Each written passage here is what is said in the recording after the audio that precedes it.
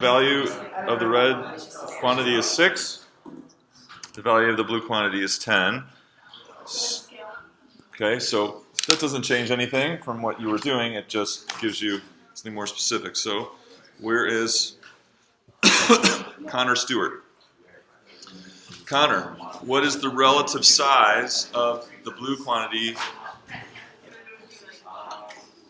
Okay, so we're regrouping here. Full class discussion. We're regrouping. Okay, so Connor, what's the size of the blue bar relative to the red? Okay, he said 5/3. Molly, agree with that? Where's Molly? Yeah, what do you think? He said 5/3. You agree? Okay, so I'm going to tell you that I'm going to extend the red bar to 60. Okay, so make the red equal to 60. I don't know if this is exactly where.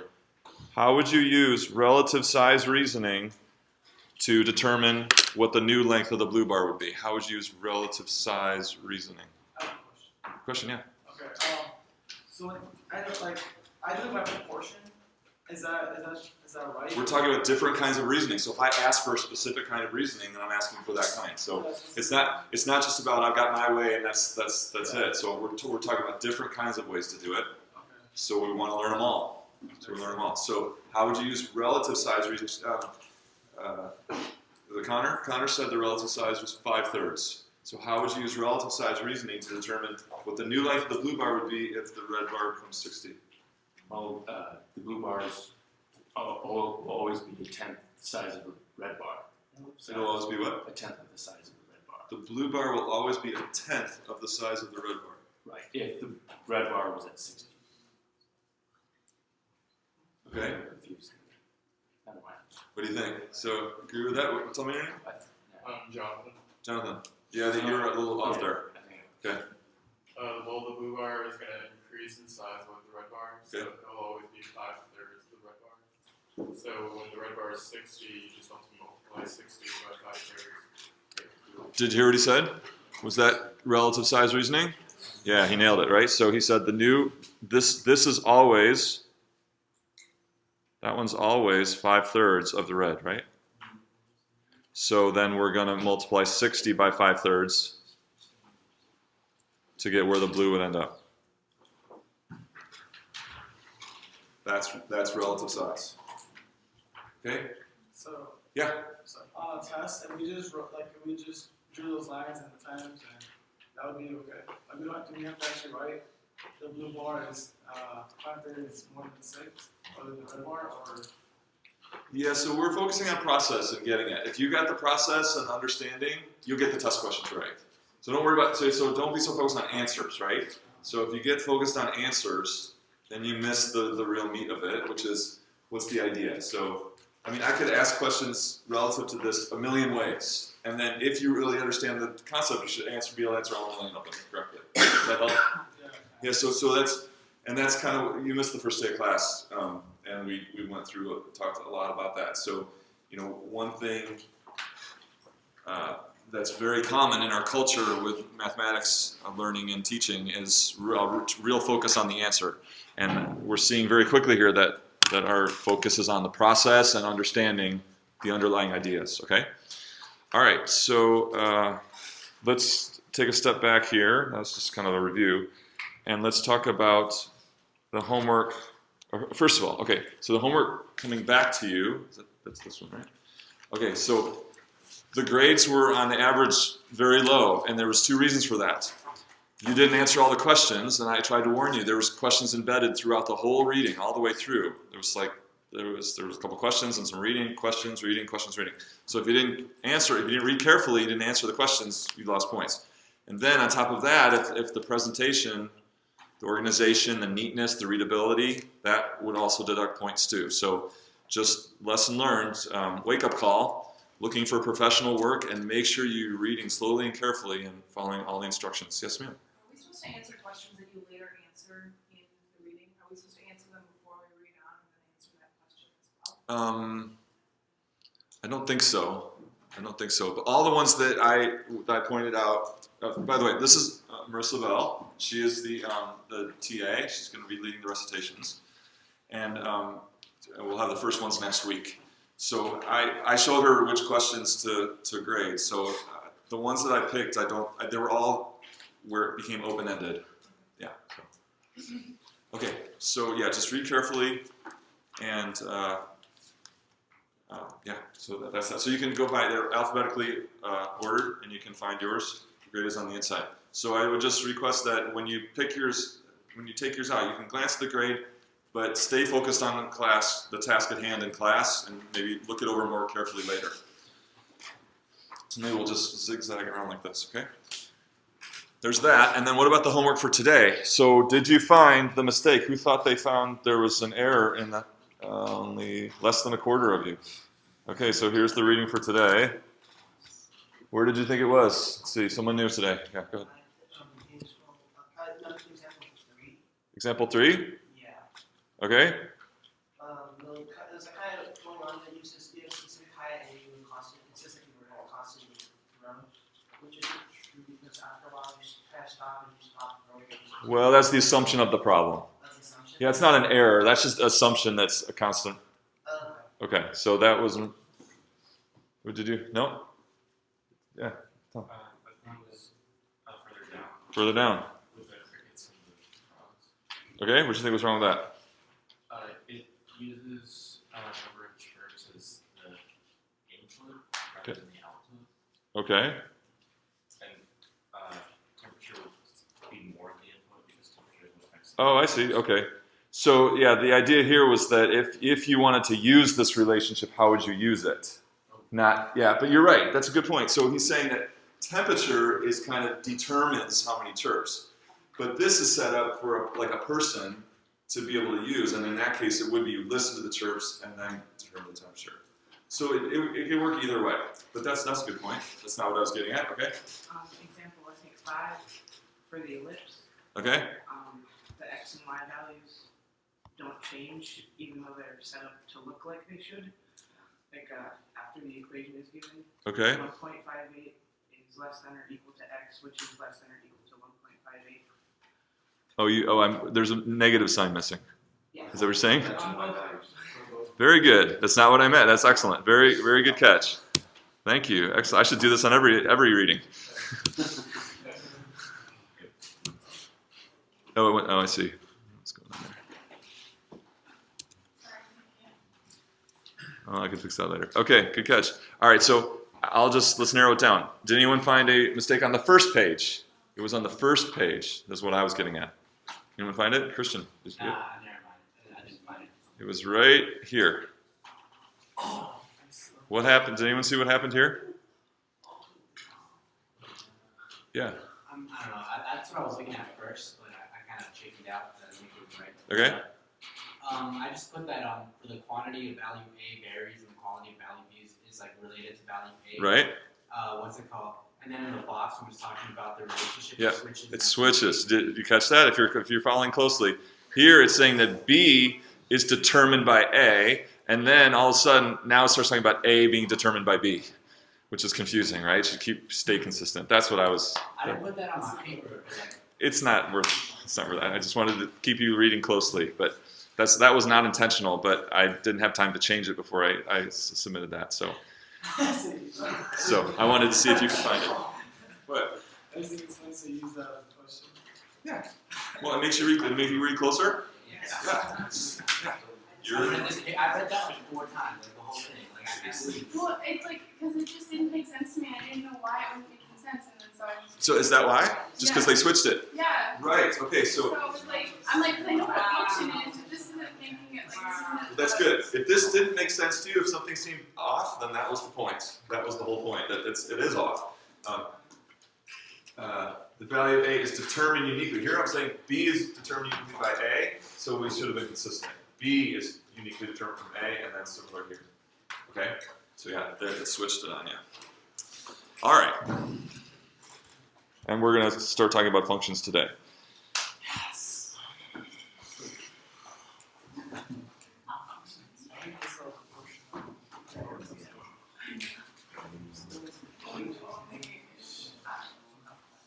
Yes, sir. How much was the homework on? 20. Your score is out of 20.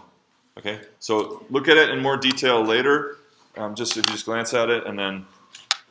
Okay, so now I want to ask you about this. So we talked about what constitutes a graph in general. So do you remember? So here I'm showing you a graph. You have lots of math courses. You've seen all kinds of graphs like this. What constitutes, when you look at this and you draw this thing, what constitutes that graph? What is it about? Christian is eager to answer. I remember you, last time we talked about graphs, you said that every the line is not, that's not a line, it's a bunch of different little points along the graph. He said it's not a line, it's a bunch of different little points along the graph. What do you think? And tell me what do those points mean? Yes, ma'am. They have two values, Two values. one on the x and one on the y. Okay, and so, and the whole point of this is this would have some real world, let's use some real world quantity, right? The variable x would be representing some real world quantity, and then we have another quantity y, some real world quantity, and so when you pick a point here, so in terms of those quantities, what, is there a point there or not? What about there? I don't see it, I don't see a dot. Yeah, that's the idea of this. It's something. It's the way we can draw it fast, right? Because if we really drew what it was, how long would it take us? Forever. Yeah, forever. But to really draw exactly what this is, so we just want a quick way to represent all these little points. So Chloe, you were gonna. Okay. So we got this point here. It represents the corresponding values of two quantities, right? And then this quantity changes a little bit. What happens to the other quantity? It changes too, and we get a new corresponding pair of those two quantities. And so this is all of those. Okay, so now I'm going to go over here, and I kind of tricked you here. Because if I turn this thing on, it's not what you think, not what you were expecting from what we did before.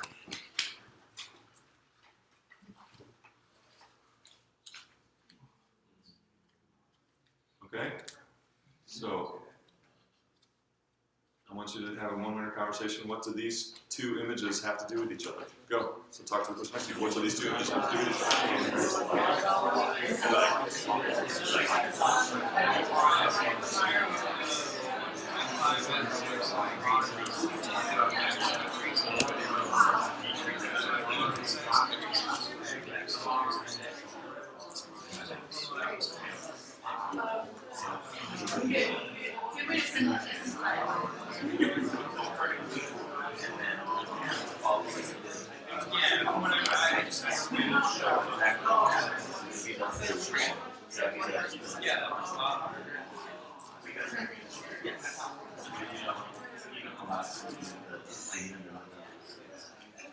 Okay, where's Soo-kyung? Soo-kyung. Who's Soo-kyung here? What about David Morrow? Who's David? What do you think? Do you have any ideas? What do those two images have to do with each other? Just representing that when x changes initially, y value is decreasing. Okay. And then at a certain point, it's the local minimum. Okay. The y values start increasing. Okay. While x is increasing. So what I hear you saying is you're relating these red and blue bars to, so what does the red bar relate to over here?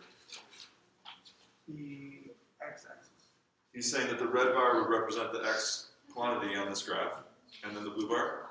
Is representing the y value. Okay, so how can we check, we alter that image over there to check and see if we're right? Melody, so what could I do to this over here on the left to see if we're right?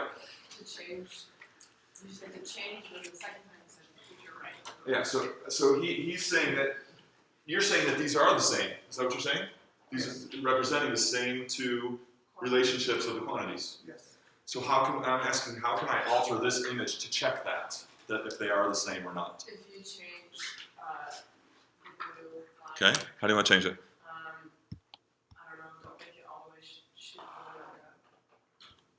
stop in the middle. So how can we, tell me your name again? James. James. Stop it and check points beta. Okay, we could stop it. That'd take a little bit of time though. Tell me your name here. Aaron. You just switch the blue line 90 degrees onto the red line and then just trace it. So did you want to do this? Yeah. Yeah. And then you want to trace. What do you what do you want to trace? Trace the blue line as it moves the red. So just Yeah. Can we put a plane on it? I just think it's cool. And then what we want to do? We want to see where the plane has gone. It should be the same size. Why is it not coming out to be the same size? Oh, there we go.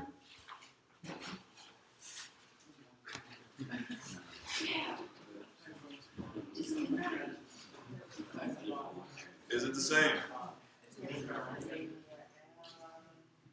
So those horizontal bars, it was a different way of representing the exact same relationship between the quantities. So you're used to this, and so what I hope, first of all, that you see that this is points, right? But dynamically, it's about how the two quantities change together, right? It's about how the two quantities change together. Okay, so let's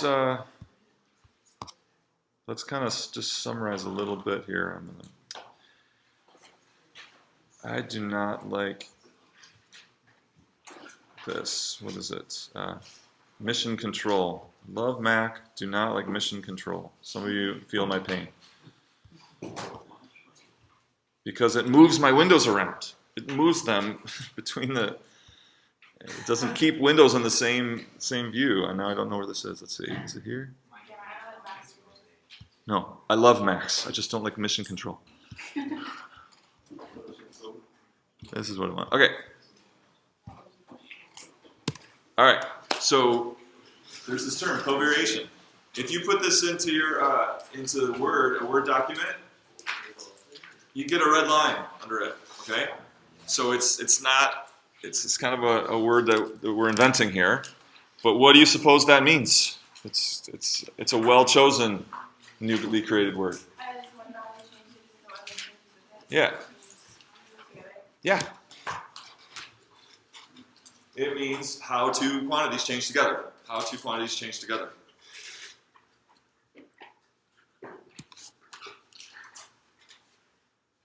How do our topics thus far in the class relate to it, or what relates to this so far in our class?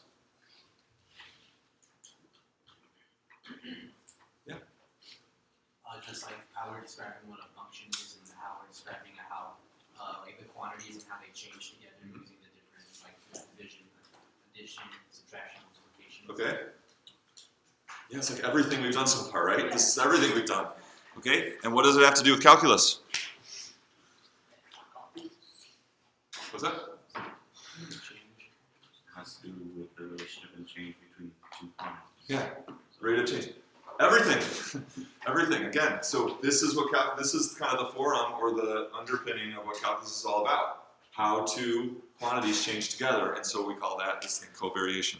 So let's just remember on the first day we talked about that the ideas will come in groups and be related, and we have a goal. So let's. What do we start with? Multiplication, division. So these are the basics of quantities and measurement, right? And so we talked about the multiplication of scaling, and division was the quotient represents relative size. And then we looked at some visual representations. We looked at horizontal bars, and we looked at graphs with horizontal and vertical coordinates, and we just talked about how those are really showing the same thing, right?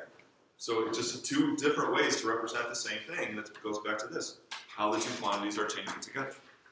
So next that was visual, and so now we're gonna kind of shift to symbolic representation of covariation, and that's function notation. This is the symbolic way that we represent these relationships of two quantities changing together. So again, the order is important. The order is chosen very intentionally. All the ideas are tying together here because we're laying the groundwork for talking about calculus. which is this thing, covariation. And we need visual representations, and we need symbolic representation. Good? Make sense? So let's go back to the example we had last time.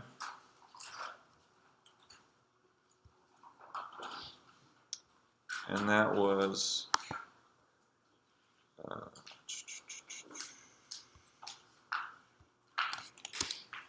if you remember, we said that the blue bar was the size of the blue bar was always 1/4 relative to the red bar. Remember that?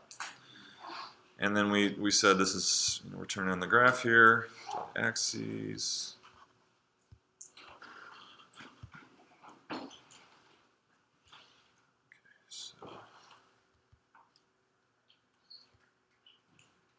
Doesn't seem right.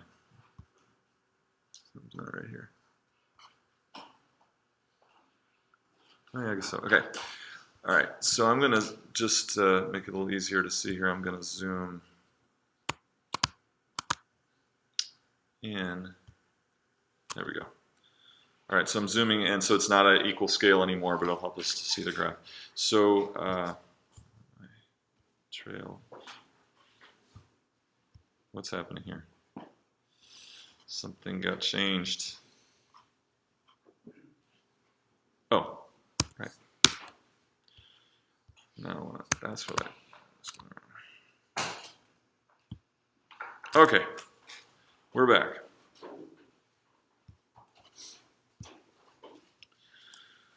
No, I did want to do that. Sorry. This more here. Okay, so we saw that. Here's this image of the dependent quantity. So you talked about deterministic relationships. You read about deterministic relationships in your homework. And we see that the y is determined by the x. So the length of the blue bar determined by the length of the red bar, according to the relationship that y is 0.25 of x. So let's put some actual quantities on this. Did we do that last time? Water and volume, and we did that? We'll do it again here. So we want the x to represent the volume of water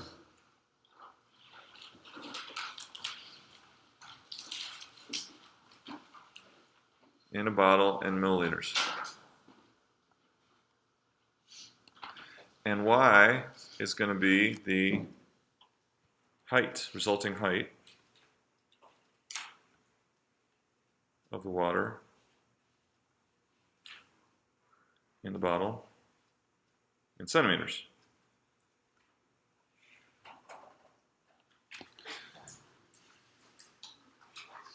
So here is how we represent that. You've all seen this before. We're going to really work on interpretation and meaning, okay? So this is not going to be about plugging and chugging and cranking out numbers. You've all had plenty of practice that. It's all about when you see the symbols, do you know exactly what they mean? So this should be familiar from previous math courses. So this is read f of x, and so let's just show what things mean here. F, just the symbol f, that's what that's the name of the function, the name. That's what we call it.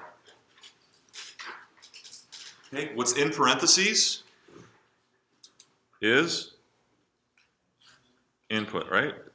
Or this is the value of the quantity that comes first. It's also called the independent quantity. We choose it, right? So we get to choose how much water we put in the bottle. We could put 3 milliliters in, we could put 7.5 milliliters. So it's independent, we get to choose.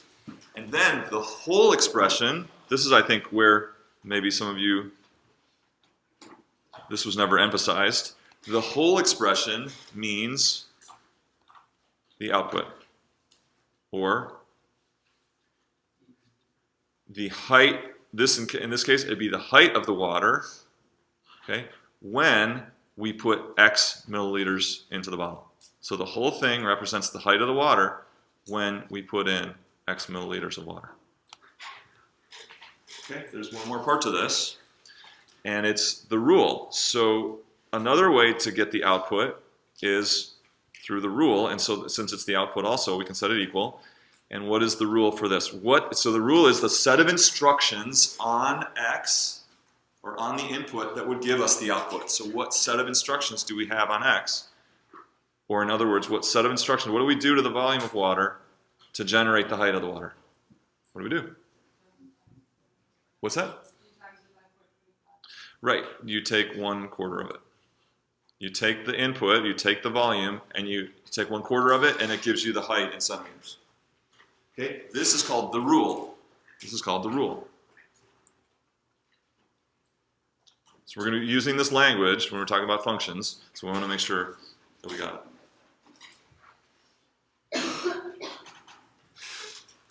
So I'm going to come along here, and all right, so there's no points on this line yet, right? So now I just put my first point on the line. Is that right? What do you think about that, what I said? I just put my first point on the line because there weren't really points there before. So we're just pretending that's like that's not really there. What do you think? There were no points there before, so I just put my first point on the line. Well, if it's a line, then there are already points there. Right. Did I change anything there? What did I do? Identified or highlighted one point. That's already points, okay? So it's already points, so all I did was identify or highlighted point. I want you to relate that point now to what we just talked about here. Okay, so talk about 30 seconds. Relate that point right there to what we just talked about here. Go.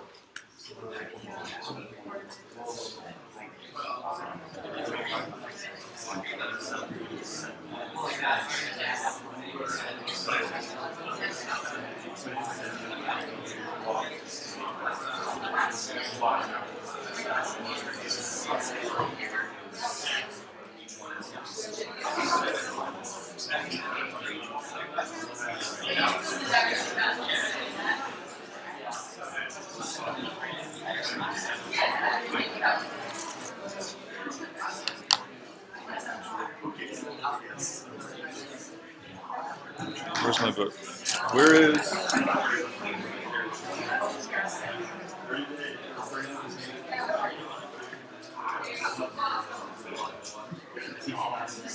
Where's Zoe?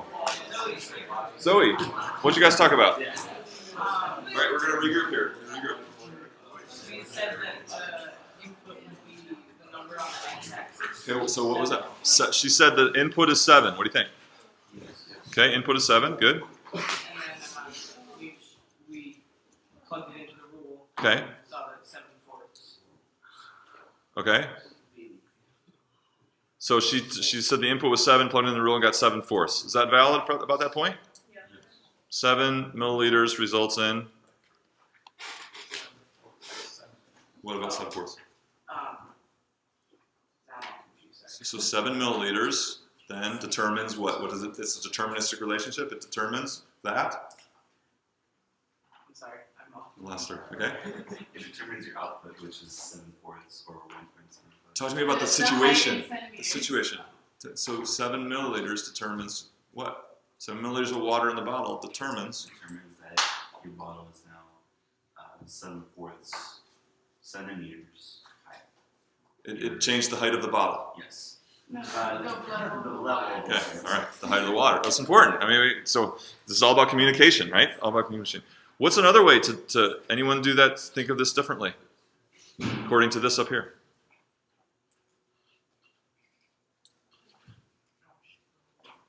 Suppose you didn't know the rule. You didn't have an axis. You didn't know the rule. Could we still represent that point? I disagree.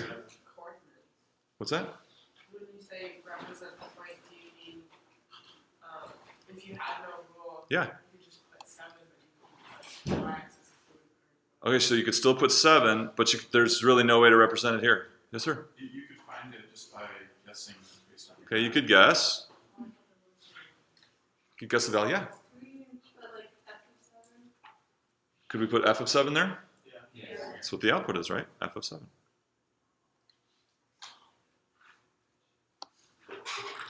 Okay, so this is what we're going to be about. It's about when you see f of 7, Oh, what is that? That's the, so someone tell me, what, so when you see f of 7, tell me in the context of the water in the bottle, you see f of 7, what does that mean? Christian? That means that y would be the height of the water when the volume of the water in the bottle is 7 milliliters. So that expression, f of 7, is, he says, the height of the water in the bottle when we have 7 milliliters in the bottle. Yeah, exactly right. Okay. So that's a start. And so I've got a worksheet for you. On this.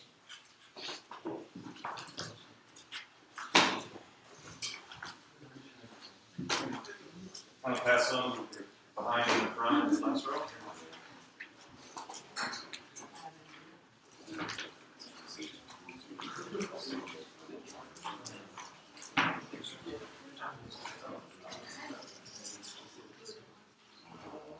So pass them around.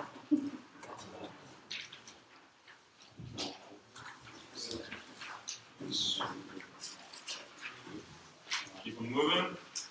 Okay, so we got the function, here's a function, P of W, okay? So is that P times W?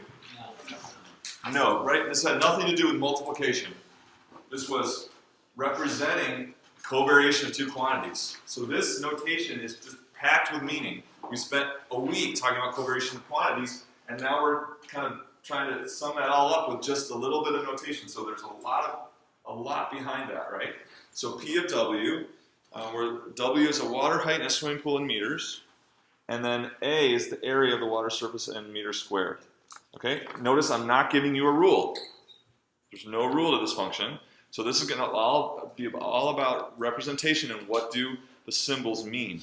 Okay? So you can work on this by yourself. You can work on it with the person next to you. But it'll lead you, it'll guide you through. Okay? It gives you a little hint on one of them. And so, go.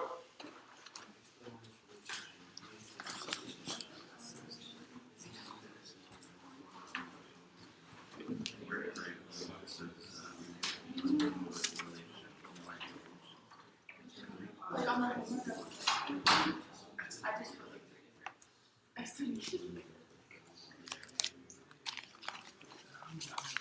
How is the homework, the graded homework? Did it make it all the way around? Did everyone get the graded homework back? Where's the rest of the stack? Thank you.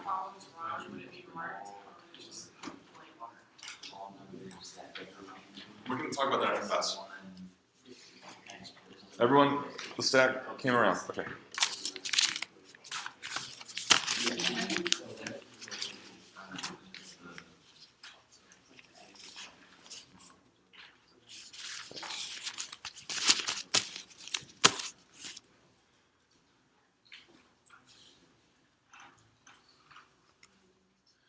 Make sure you're confident before going on, but also work efficiently. So kind of do as much of this as you can.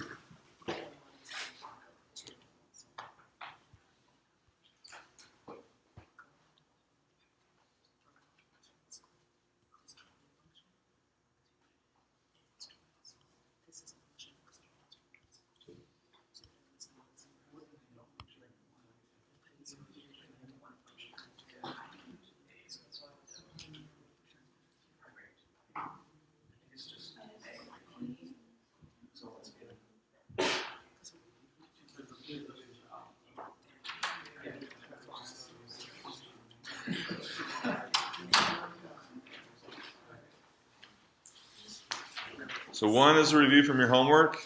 So you should be on. It should be on from number 1. 1 is just a review. If you don't remember, then you got to go back and read that. Read your homework again.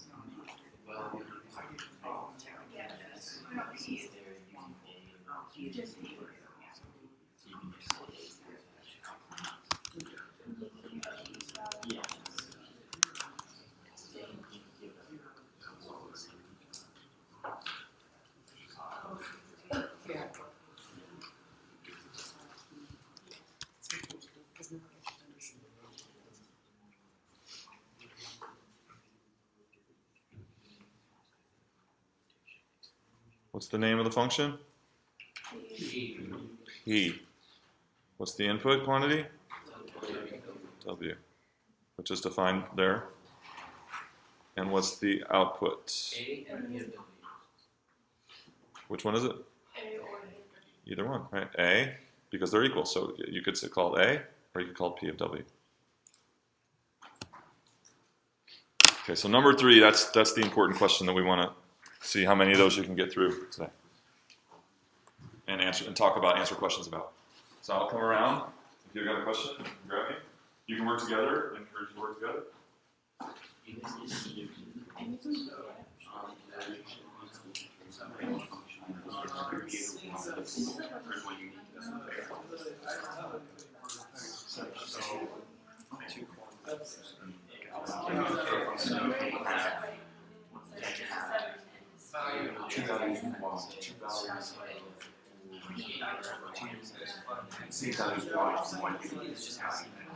If we had 1.8x, That's what I'm saying.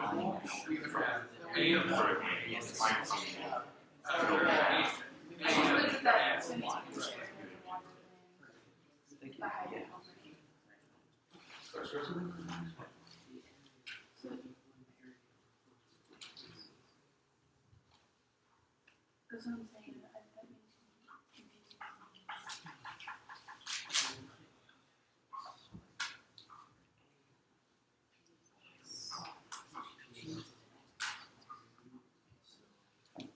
So in those descriptions, you're talking about the pool, all right? You're talking about the actual quantities. You're talking about the pool,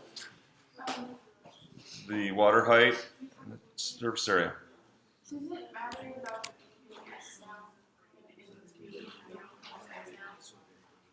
Doesn't matter. I guess I don't know what you mean. So what does that X mean?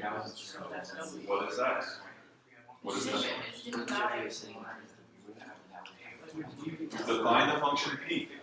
Therefore, what is X? It's a water height. X is a water height because of how the function P is defined. Does that help? Yeah. Yeah, it is a water height because it's going into the input into the function P. So it's the same as W, it's just represented as X. It's a value of X. It's a value of W. Yeah, it's a value of W. It's X.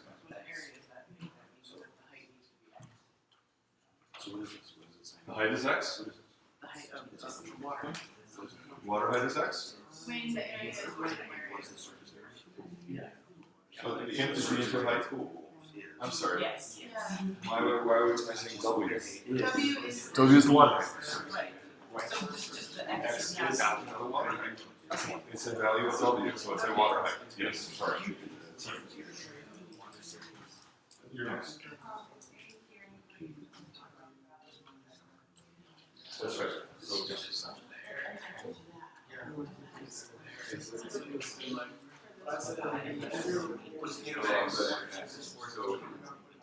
no, we don't want to. Here's but we don't want to use things like difference or. Okay, so for C, you can't use words like subtract, difference. Okay, we want to. You're going to get a number, right? This says the value. So if you were to this whole thing is a single value, right? You're describing what that value is. You're not saying it's P of 0.9 minus P of 0.7. Okay. This is going to give you a value. What you're writing out is what does that value mean? So words like subtraction, subtract, difference, or off limits. Okay. If that's what it is. Yeah.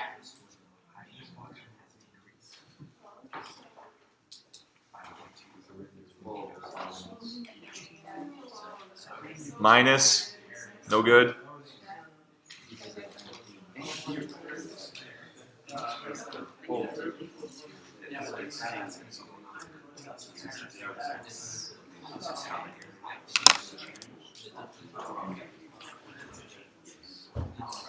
You're describing what the final value would equal.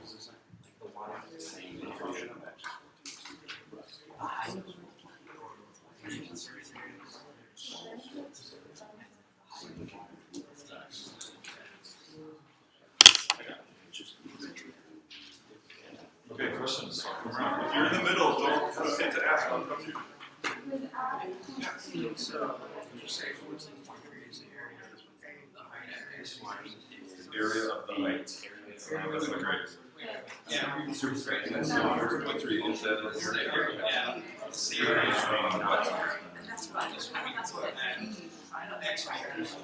Yeah. maybe one. 4.3 is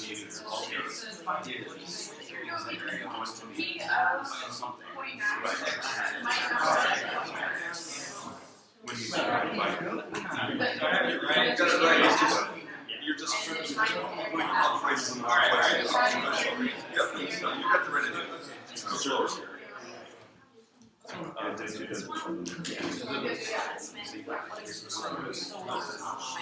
Expression is about everybody's expression is its own value. What does that value mean? What is this? What does that mean? The whole thing, what does it mean? And then the whole thing, what does it mean? First one is different right. It's an area of the water. Which area, which surface area is it? This surface area changes. Is it any surface area? This. Oh, sorry. I confused it. Yeah, between 0.9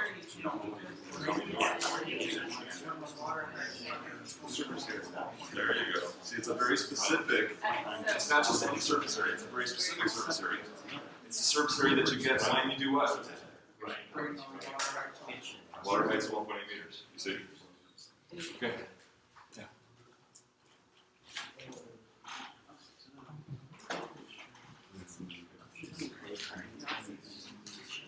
Okay, well here's how you put it to work. If you know what that means, you know what that means. And you can explain why they mean the same thing or why they mean something different.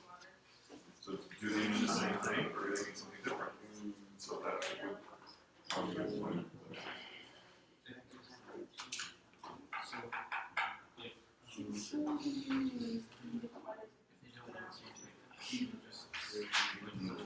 And you can say, well, the left side means this, and the right side means this, therefore, they're the same. Because they change the different. Okay, let's quickly, part C. Who thinks they have a good way to describe what the final value is in part C? Tell me, what's your name again? Shannon, tell me. Okay, it said the change in height of water in the swimming pool went from 0.7 meters to 0.9 meters. Okay. So the area of water surface will change from key 0.7 meters squared to key 0.9 meters squared. Okay, so, all right, that's everything you said is true, but what does that mean? Which of all that, what does that expression equal? What is it? It's a surface area? It's a surface area. Okay, what do you think? Is it the change in surface area Which change in surface area is it? over the interval from the pool height being 0.9 meters to 0.7 meters? Okay, getting closer. 0.7. Yeah. Tell me your name. Austin. It's the change in surface area when the pool height changes from 0.7 meters to 0.9 meters. That was well said. Did you hear that? So you had all the right information. Everything you said was true. But what this thing means in the end is a change in surface area. Change in surface area. Which change in surface area is it? Again, Austin. From 0.7 meters to 0.9 meters. What? So it's the change in surface area when you thought something When the pool height changes When- from 0.7 meters to 0.9 when the height changes from 0.7 meters to 0.9 meters, you're going to get a change in the surface area, and this is what that finds. Does it make sense? It's really important. It's huge that you can look at that expression and know that that's what that means. Okay, so going down, who can do? Anyone get to E or F? Who thinks they can? Chloe. For E, E. it's a change in surface area from a height of 1 meter to a height of 1 plus A meters. Okay, it's a change in surface area when the water changes from a height of 1 to 1 plus A. What do you think? So what was the change in height? What was the change in height? A was the change in height, right? It was at 1 before, and you just increased it by A. So is there a slightly different way we can say it? This is the change in surface area when? Yeah, so when the water height started at 1, and we increased it by A. You see? It's slightly different. So these expressions are really important when you get that, when we're actually doing calculus, okay? So you got to look at that and say, okay, the water height was 1, it went up by A, and I got a change in surface area. That's what that is. The change in surface area when it started at 1 and went up by A. See that? Okay, one more. So how about somebody else do this one? It's slightly different, but it's similar. Yeah. Oh, it's on there. Yeah. Okay, tell me what's your name? I'm Sterling. Sterling, okay. It represents the change in surface area when 0.5 is added to a height of B. Okay. So when 0.5 is, we're at initial height of B, and then we add 0.5 to that. So it's a change in surface area really for any change of height of 0.5, right? We can start at any value, and we're always going to raise it by 0.5. And we'll get this will be then the change in surface area. Okay, so as part of your homework, you'll finish the back side, and I'll also post a little bit more on Blackboard I'll sit next, maybe not a little bit more, we'll see until Wednesday. Oh, but Tuesday, the next time some of you will be in recitation, make sure you know where that classroom is. Recitation will primarily be kind of a long quiz, written long quiz. So I will give you some guidelines as to what's on that quiz. So some of you, the next thing you'll do is go to recitation Tuesday. I'll see all of you Wednesday. Question?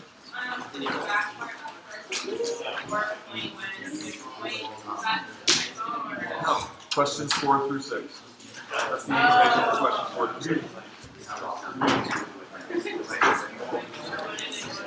If you didn't get a homework back today, please talk to me.